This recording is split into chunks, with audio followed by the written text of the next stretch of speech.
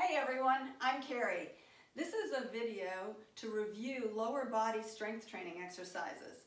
If you're new to exercise, this is an important tutorial to make sure that you get the form right in moves that you'll be seeing in our exercise videos.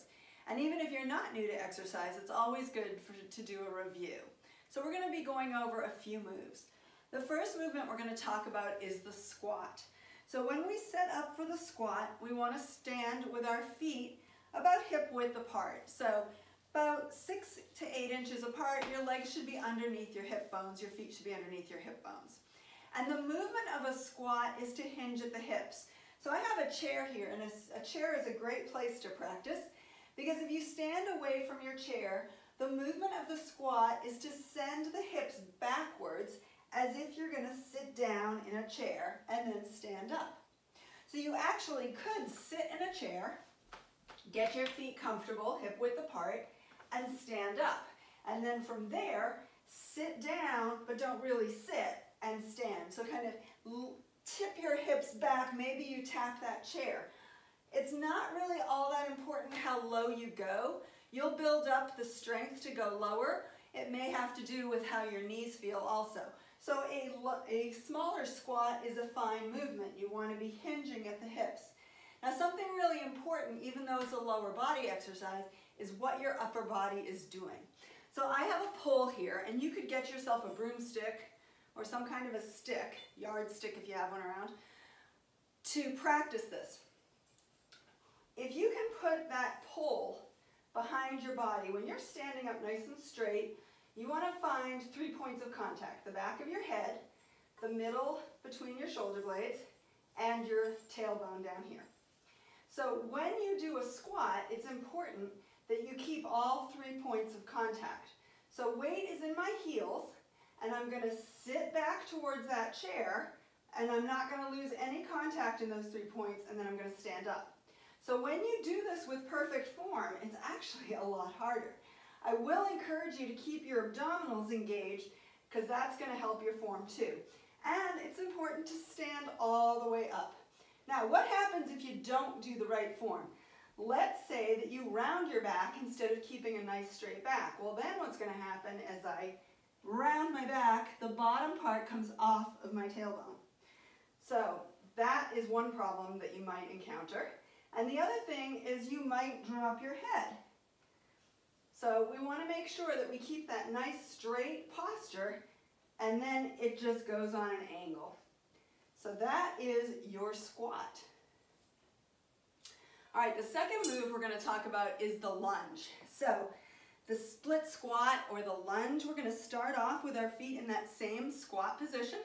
And I'm going to hold this pole, or you could hold a chair, and I want you to take 1 foot back. Now, how far back should you go? Well, ideally, if you came down onto that knee, you would have your front knee over your front heel and your back hip over your back knee. So I'm going to turn so you can see that.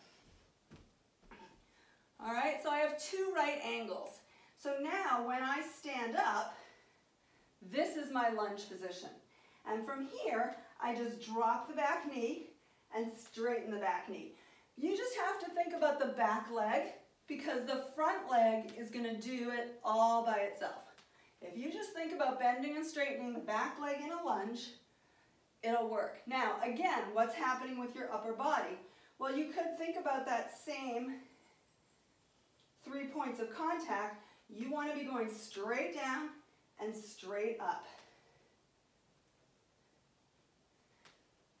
So, again, what would happen if you rounded your shoulders and leaned forward? You would lose contact. So, straight down, straight up. Okay? All right, so squats and lunges are really big deals in lower body work.